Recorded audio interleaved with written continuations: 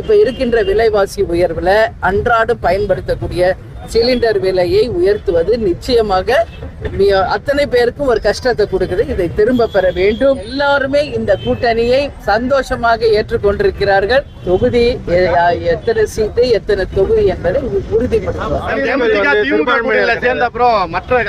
கூட்டணியில் இருக்க மற்ற கட்சிகளுக்கு ஒரு நெருக்கடி ஏற்பட்டிருக்கிறதா பாக்குறீங்களா? ஏன்னா இந்தியன் யூனியன் முஸ்லீமுக்கு ஒரு தொகுதி குறைச்சிருக்காங்க. மதிமுக 4 தொகுதி, கடந்த முறை 6 தொகுதி.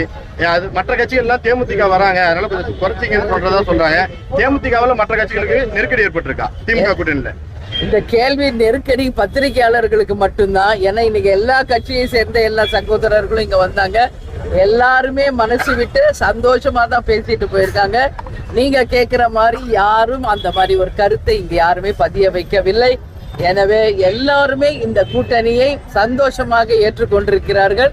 இந்த கூட்டணி அண்ணன் ஸ்டாலின் அவர்கள் தலைமையிலே மகத்தான வெற்றி பெற்று 200 தொகுதிகளுக்கு மேல் வென்று ஆட்சி அமைப்போம் என்பது இந்த நேரத்தில் இல்ல. இது உங்க எல்லாருக்கும் தெரியும். நிறைய கட்சிகள் இணைந்த ஒரு கூட்டணி. இப்ப ஒவ்வொரு கட்சியாக அழைத்து பேசிக் கொண்டிருக்கிறார்கள்.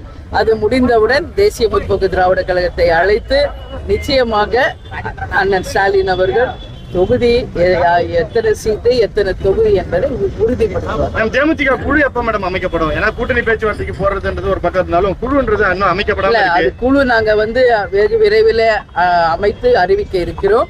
இப்ப ஒவ்வொரு கூட்டணியும் அழைத்து பேசிட்டு இருக்காங்க. வெகு விரைவில் தேமுதிகவை அழைக்கும் போது எங்கள் குழுவும் போய் அங்கு பங்கேற்று எங்களுடைய தொகுதிகளை நாங்கள் நிறைவு செய்வோம்.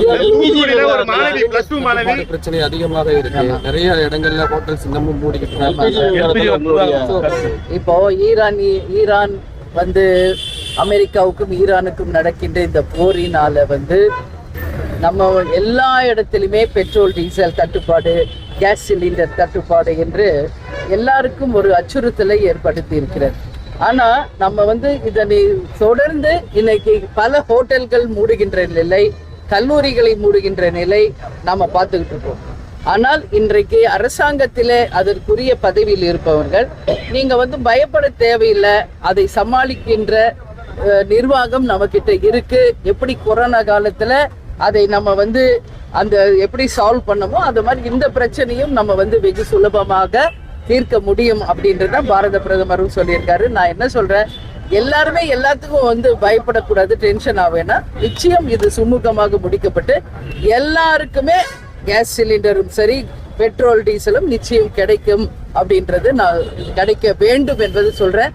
எனவே இந்த பிரஸ் மீட் மூலம் மத்திய அரசை நாங்கள் வலியுறுத்தி கேட்பது, இப்ப இருக்கின்ற விலைவாசி உயர்வுல அன்றாடம் பயன்படுத்தக்கூடிய சிலிண்டர் விலையை உயர்த்துவது நிச்சயமாக அத்தனை பேருக்கும் ஒரு கஷ்டத்தை கொடுக்குது. இதை திரும்ப பெற வேண்டும்.